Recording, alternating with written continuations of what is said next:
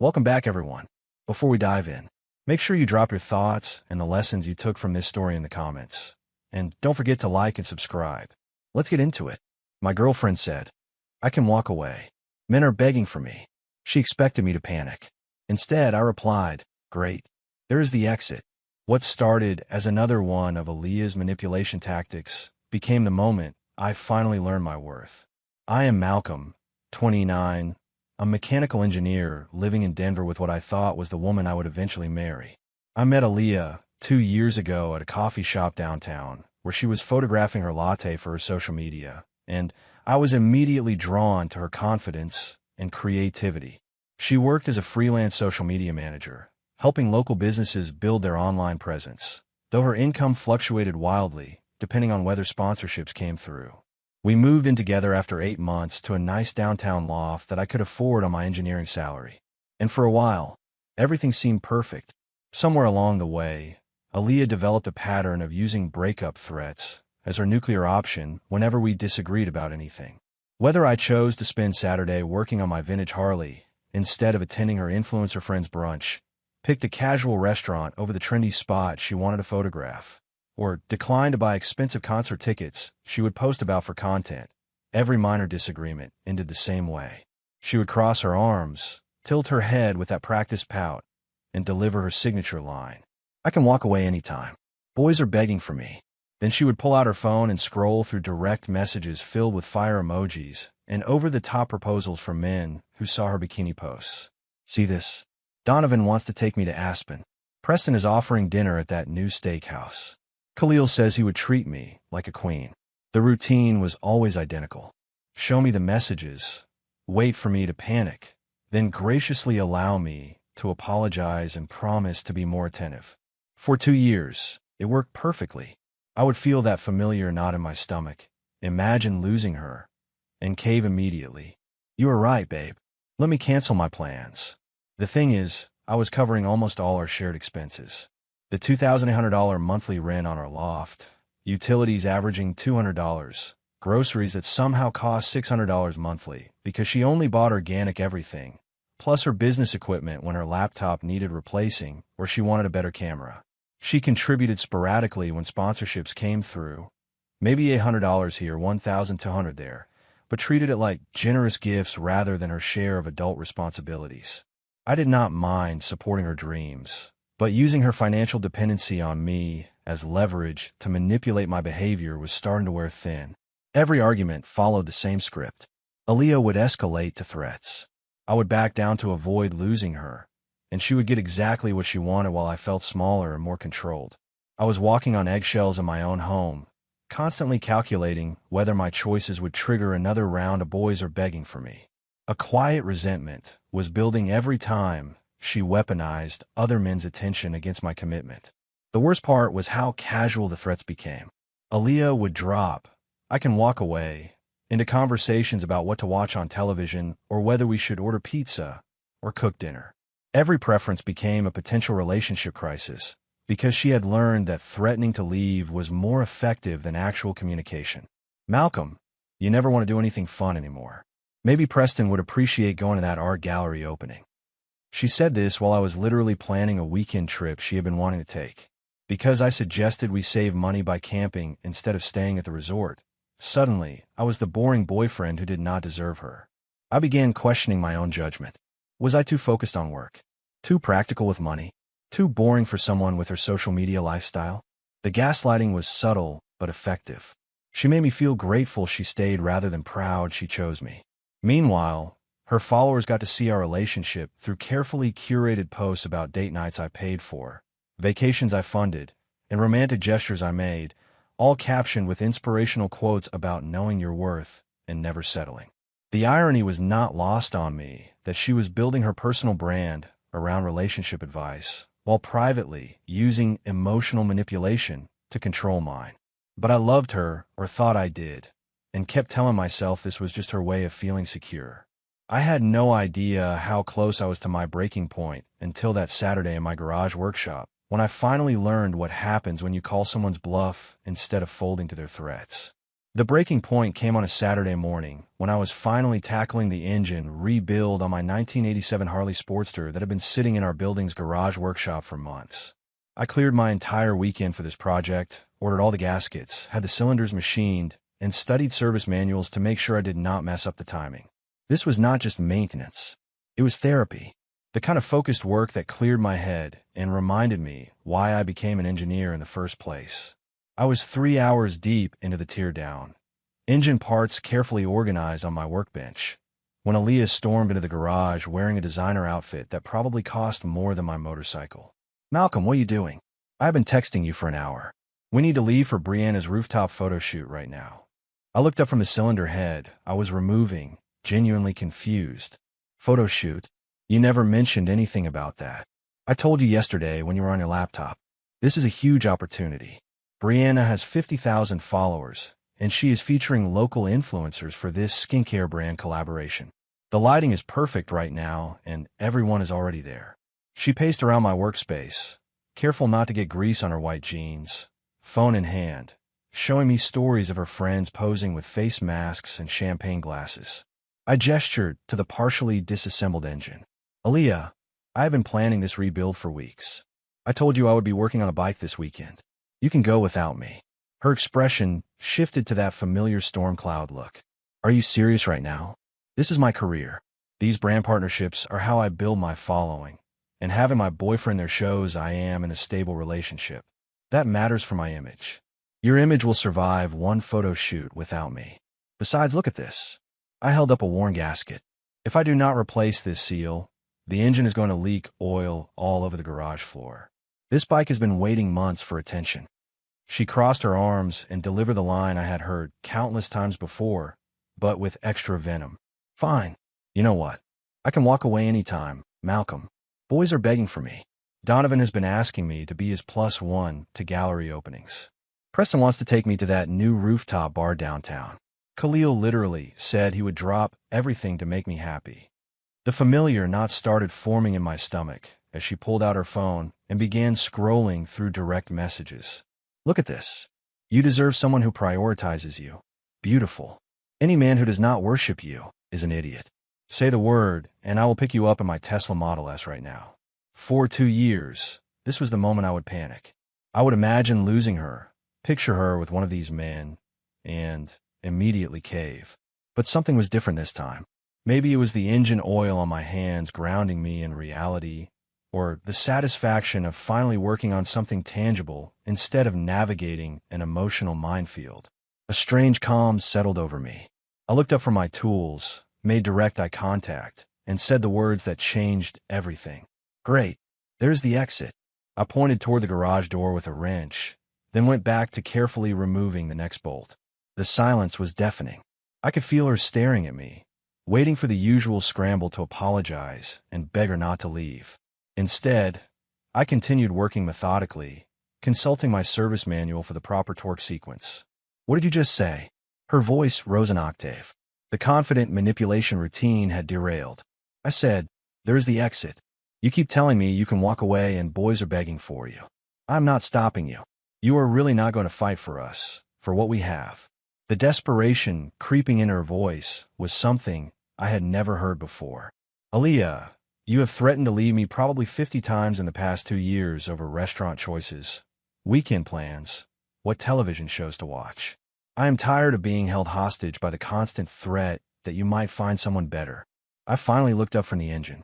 "If you want to leave, leave. If you want to stay, stop using other men as weapons against me. But I am done negotiating for basic respect." Her face moved through shock, anger, panic, calculation, and back to anger. "Fine, fine. I'll go pack my bags right now. Do not come crawling back when you realize what you lost."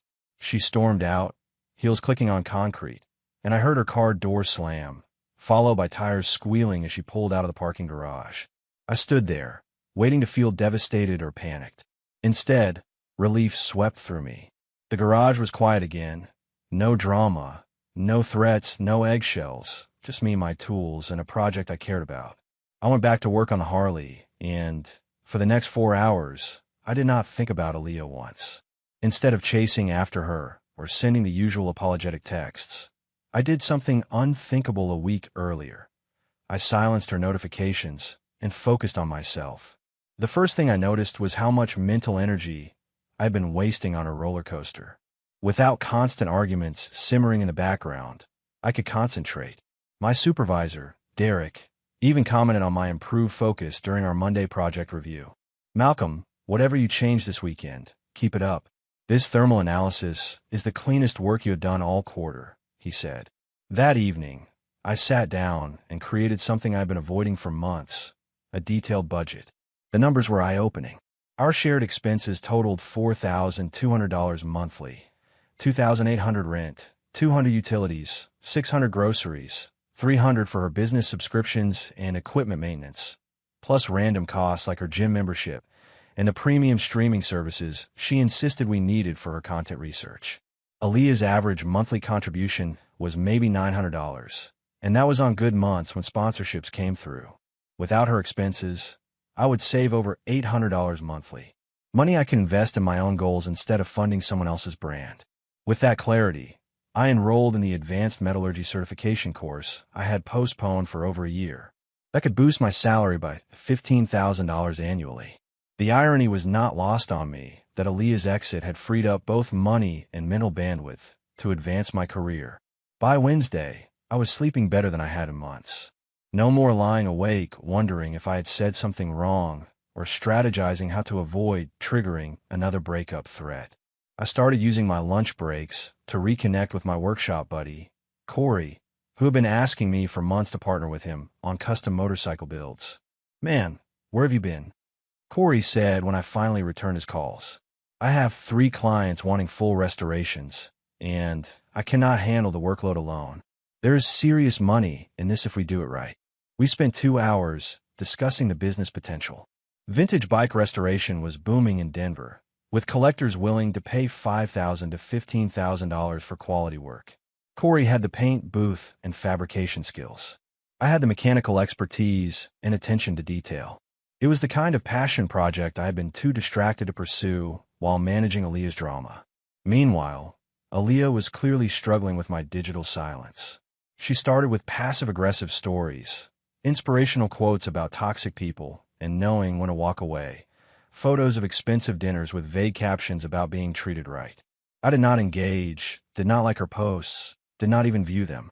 For someone whose validation came from reactions, my absence was apparently more devastating than any argument we had ever had. By Thursday, the post grew desperate. One of her crying with mascara streaks, captioned, "Sometimes the people closest to you hurt you the most." Another mirror selfie with "choosing myself for once," and a trail of tear emojis. Then came the nuclear option, a story showing her receiving flowers from someone who actually cares with a close-up of the card sign from your secret admirer. I recognized her handwriting, but I did not bite. She began leaving her phone unlocked on the kitchen counter whenever she came by to grab clothes, positioning it so I could see the flood of direct messages from men responding to her newly single energy. Messages from Donovan, Preston, Khalil, and a dozen others offering dates, gifts, and validation. 2 months earlier, those messages would have sent me into a jealous spiral. Now I just walked past and made coffee, unbothered by her attempts to manufacture jealousy. My routine transformed. I started each morning with a workout instead of scrolling through her social media for clues about her mood. Evenings went to productive projects, the metallurgy coursework, research for the motorcycle business, or simply reading books I had neglected for years. By Friday, exactly 1 week after the garage confrontation, I felt like a different person, calmer, more focused, genuinely excited about my projects. I began to see that what I had mistaken for love might have been addiction to chaos, confusing intensity with connection. The person I was becoming without Aaliyah's manipulation was someone I liked. That realization was more sobering than any of her threats. When my silence stretched into the second week, Aaliyah escalated to full performance mode. Her feed transformed into a highlight reel of expensive dates and luxury experiences, each post designed to trigger maximum jealousy. There were photos from Ruth's Chris Steakhouse with a mysterious male hand across the table, captioned, "Finally being treated like the queen I am." Concert tickets to sold-out shows with when someone actually listens to your music taste, and heart emojis. There was even a photo from inside what looked like a Tesla Model S tag at the city's most expensive shopping district with, "Some men know how to make a woman feel special." She worked overtime to prove that walking away from me was the best decision she had ever made. But the desperation bled through every caption. Comments from our actual friends grew sparse. Meanwhile, Corey and I officially launched our motorcycle restoration business that Wednesday, starting with a 1962 Indian Scout that belonged to a collector in Cherry Hills Village. The owner, Mr. Thompson, was paying us $3,500 to rebuild the engine, restore the original paint scheme, and upgrade the electrical system while maintaining period authenticity. It was exactly the kind of challenging, detail-driven work that reminded me why I loved engineering. "Your attention to detail is impressive," Mr. Thompson said when we showed him our plan. "Most shops rush projects like this, but you clearly respect the craftsmanship these bikes deserve." After months of feeling inadequate because I could not match Aaliyah's expensive tastes, I was finally doing work people valued. Corey and I were already lining up our next 3 projects, including a 1974 Norton Commando with strong profit potential. But Aaliyah was not finished. Thursday evening, she arrived at the apartment with a man she introduced as Preston. Tall, impeccably dressed, he drove a late-model luxury sedan he parked front and center. "I just need to grab a few more things," she announced loudly enough for neighbors to hear, making sure I noticed this was not a solo visit. She spent 20 minutes collecting items she had clearly already moved out, dragging Preston through the apartment while pointing out furniture and decorations like a tour guide. I was in the garage working on the Indian Scout's carburetor when they stopped in the doorway. "This is where Malcolm spends all his time," she said with disdain.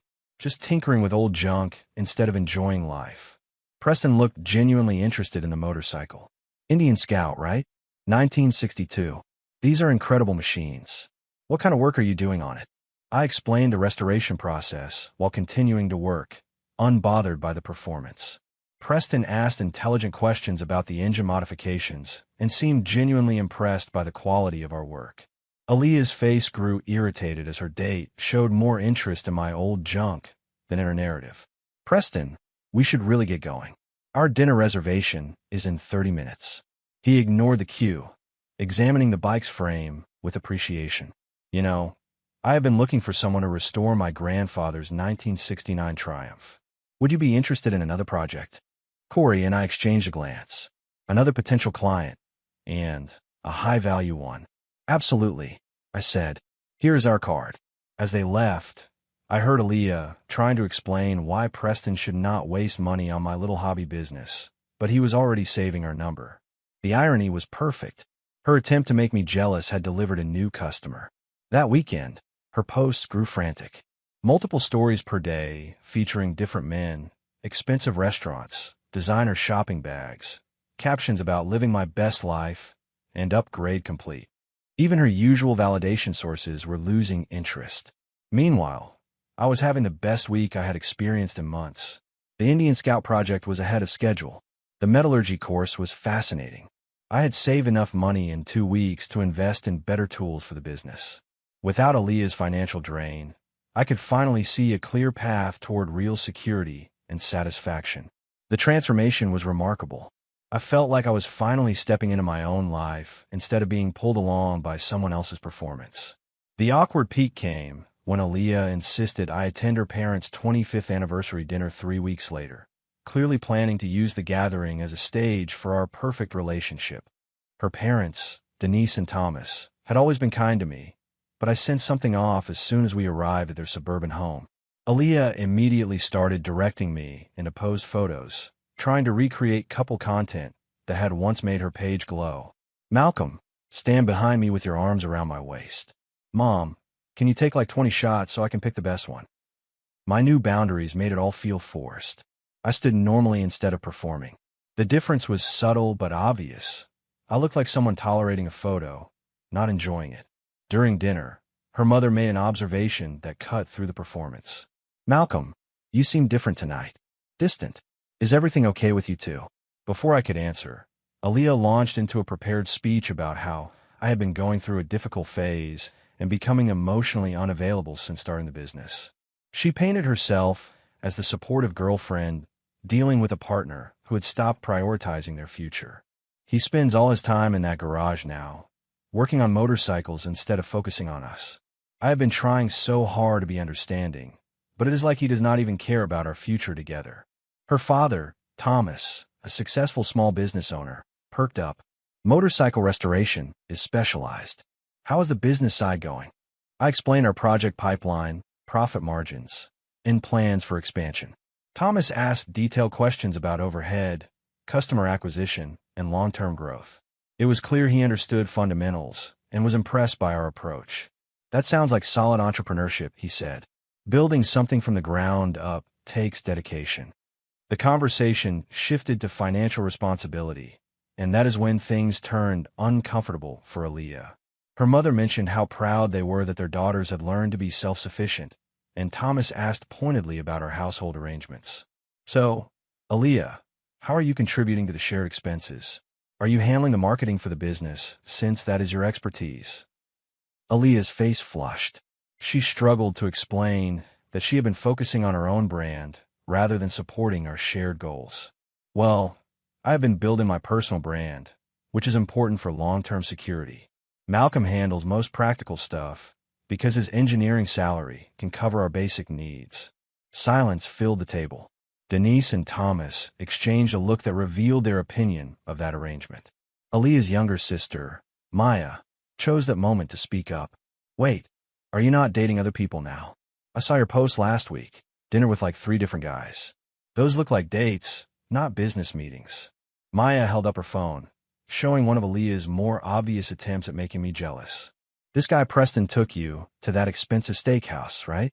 And what about Donovan and Khalil? Mom, have you seen Aaliyah's page lately? Denise scrolled through Aaliyah's recent posts with growing concern. The expensive dinners, the luxury car photos, the cryptic captions about knowing your worth and upgrades. It painted a very different picture than the committed relationship Aaliyah was trying to present at dinner. Aaliyah, what exactly is going on? Denise asked, using the tone that meant serious trouble. These posts make it look like you are single and dating multiple men, but you brought Malcolm here as your boyfriend. I am very confused about your actual relationship status. Aaliyah tried to explain that the posts were just content creation and networking, but her parents were not buying it. Thomas asked directly whether we were together or broken up, and why she was posting with other men if we were supposedly working things through. The evening unraveled. Aaliyah became defensive as her family realized her persona was either fake or a sign of serious dysfunction. I sat quietly, answering direct questions honestly, but I let Aaliyah talk herself into corners. By dessert, it was clear her tactics did not work when there was an audience who knew her well enough to see through the show. Her parents were disappointed. Maya was openly confused. Aaliyah was furious that her carefully planned validation had backfired. The ride home was silent, except for Aaliyah furiously typing on her phone, likely crafting damage control posts about family drama and being misunderstood. But the real damage was to her credibility. The people who mattered had seen her clearly, and no amount of stories could undo it. After the family dinner disaster, Aaliyah went nuclear. A month of failed manipulation attempts pushed her to a final performance. I came home from work on a Tuesday to find designer suitcases lined up in the living room like an expensive barricade, and Aaliyah positioned on the couch with her phone propped up, clearly live streaming. She had transformed the apartment into a set for her exit, complete with careful lighting and what looked like a script on index cards. Hey everyone, thanks for joining me for this really important live, she said, voice trembling with practiced emotion.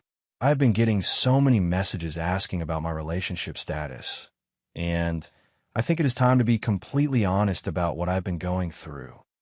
I stood in the doorway with my work bag, watching her perform for an audience that could not see me yet. She wore a white sundress that photographed well and had positioned the luggage behind her, creating the visual narrative of a strong woman choosing herself. Sometimes you realize you have been settling for someone who does not match your energy, your ambitions, or your vision for the future, she continued, dabbing at her eyes with a tissue. It is scary to leave comfort and security, but staying where you are not valued is scarier. The comments poured in. Hearts, you deserve better. Offers for men to treat her right. She fed off the validation, growing more confident with each line. I've been carrying this relationship emotionally and financially for months now, she said. Trying to build something with someone who is more interested in old motorcycles than building a real future together. That is when I walked in a frame, set my keys on the counter, and loosened my tie like any other Tuesday. The shift in her demeanor was instant. From confident performer to startled panic as she realized reality had just stepped into her scene. "Oh, Malcolm is home," she said to the camera, voice uncertain. The comments exploded with curiosity and demands to see my reaction to her announcement. "Need help loading the car?" I asked casually, gesturing toward the suitcases while heading to the refrigerator. No anger, no pleading, no dramatic confrontation, just practical calm. Her face cycled through expressions as she tried to process my lack of devastation. The audience was eating it up, but not the way she expected. Instead of a triumphant escape from a toxic relationship, they were watching a boyfriend react like someone helping a neighbor move furniture. "That is all you have to say?" she asked, voice cracking as her narrative collapsed. "What did you expect me to say, Aaliyah? You have been threatening to leave for months. You have been posting with other men for weeks. You clearly do not want to be here, so I'm not going to beg you to stay somewhere you do not want to be." I started making a sandwich. The live comments grew brutal. People calling out the performance, questioning why her boyfriend seemed unbothered, speculating about what was really happening. "This is not how this was supposed to go," she stammered, the persona gone now. She looked lost, like an actor who had forgotten her lines. "How was it supposed to go?" I asked, leaning on the counter. "You pack your bags, I fall apart, beg you to stay, and you graciously agree to give me another chance if I promise to change. We have done that 50 times. I am finished." The silence stretched uncomfortably long for a live stream. She looked at her phone, probably seeing the comments turning against her, and realized her grand finale had become a public unraveling. She ended the stream abruptly and dissolved into real tears. "Malcolm, please. The other men were just for attention. I do not have anywhere else to go that is as comfortable as this. I know I have been horrible, but I was scared of how serious we were getting. Can we talk?" It was the admission I had suspected, but never heard. She was not leaving because she found something better. She was leaving because she thought the threat would put me back under control. "Aaliyah, here's the thing about threatening to leave. It only works if the other person fears you actually will. You have taught me that I will be fine without you. Better, actually." She tried every tactic: tears, anger, promises to change, claims I was the love of her life. But I had learned to recognize the performance, and my responses stayed calm and consistent. She could stay or go, but the version of us where I begged for respect was over. That night, she packed for real and went to stay with her sister, Maya, sending desperate messages I did not answer. The apartment felt peaceful for the first time in months. I realized that calling her bluff had taught me the difference between love and manipulation. 6 months later, my life had transformed. Corey and I had a 3-month waiting list and had been featured in a Denver lifestyle magazine as craftsmen reviving America's mechanical heritage. The Indian Scout Project led to 12 more restorations, including Preston's grandfather's 1969 Triumph that netted us $6,800 in profit. We expanded from my garage to a proper 2,400 square foot workshop in an industrial district, complete with a paint booth, parts inventory, and a small office where customers could view our portfolio. I completed my metallurgy certification with honors and received a promotion to senior mechanical engineer with a $22,000 salary increase, bringing my annual income to over $110,000. Between my day job and the restoration business, I was earning more than I had imagined while doing work I loved. More importantly, I saved over $8,000 in 6 months without Aaliyah's financial drain, allowing me to invest in better equipment and put a down payment on a small house closer to the workshop. The personal changes were even more significant than the financial ones. I began dating Lauren Mitchell, a fellow engineer who worked in renewable energy systems and shared my passion for precision craftsmanship. She was brilliant, financially independent, and had her own vintage Honda CB750 that she restored herself. Lauren appreciated technical expertise and understood the satisfaction of building something with your hands. We met at a motorcycle show where Corey and I were displaying our award-winning Indian Scout restoration. Our first conversation lasted 3 hours as we discussed engineering principles, vintage bike history, and the joy of solving complex problems. The contrast with Aaliyah could not have been sharper. Lauren insisted on splitting every dinner check, had her own career, and never once threatened to leave when we disagreed about weekend plans. She enjoyed watching me work and would bring coffee to the workshop while I was deep into a challenging restoration. "I love seeing how your mind works through problems," she told me one evening as I troubleshot an electrical issue on a 1973 Norton Commando. "You get this focused intensity that is incredibly attractive." It was the kind of appreciation I had never experienced with Aaliyah, who had viewed my mechanical interests as competition for her attention rather than a core part of who I am. That is why I was genuinely surprised when Aaliyah appeared at the Colorado Classic Motorcycle Show on a sunny Saturday in October. Corey and I had a prominent booth displaying our latest restoration, a 1964 Indian Scout that had taken 4 months and represented our finest work to date. The bike was stunning, period-correct paint, a rebuilt engine producing 35% more horsepower than the original specifications, and custom leatherwork that matched the vintage aesthetic. We had already fielded inquiries from 6 potential customers and been approached by a journalist about featuring our work. I was explaining our restoration philosophy to a collector when I saw her approaching through the crowd. Aaliyah looked different, less filtered, more grounded, wearing jeans and a simple blouse instead of the designer outfits she once insisted were necessary. Her hair was shorter, more practical, and she was not constantly checking her phone. She waited until I finished speaking before approaching. "Malcolm, I hope it is okay that I came over," she said softly.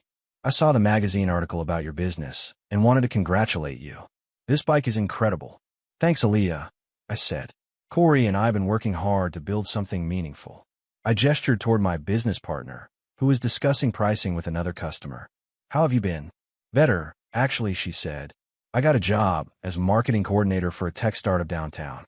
It is challenging work, and I am learning real professional skills instead of chasing metrics."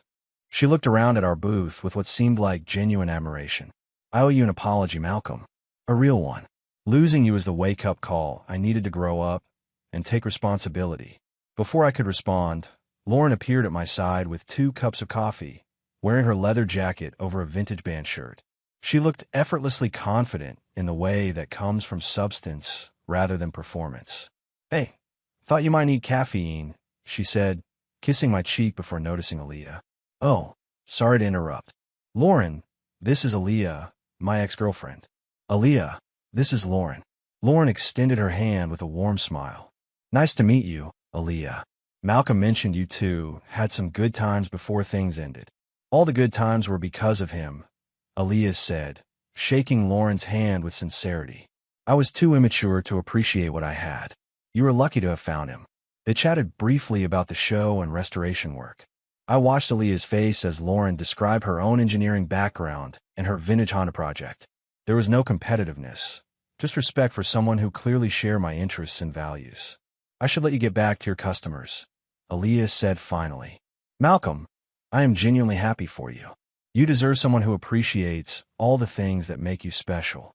I am sorry it took me so long to understand that." As she walked away, Lauren squeezed my hand. "She seems like she has learned a lot." That must feel good, knowing she finally understands what she lost. I watched Aaliyah disappear into the crowd, no longer the manipulative, entitled person who weaponized threats, but someone who had done some real work on herself. "It does feel good," I said. "But honestly, I am just grateful she helped me learn what I actually deserve." That evening, Laura and I celebrated landing 3 new restoration contracts by cooking dinner at my house, working side by side in comfortable rhythm and easy conversation about our days. As we cleaned up together, something Aaliyah never once volunteered to do, I thought about what calling someone's bluff had taught me. The right person does not use love as leverage or stage exits to win arguments. They stay and work through problems, building something stronger than either could create alone. Sometimes the best response to "I can walk away" is simply holding the door open and discovering that the person worth keeping would never use that threat in the first place. If you enjoyed this story, please like, comment, and share this video with your friends. Subscribe and turn on the notification bell so you never miss a powerful story drop.